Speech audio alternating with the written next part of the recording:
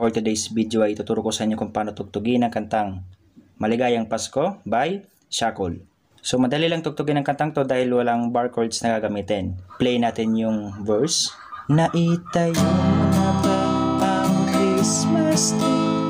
Regalo ka na ba sa ina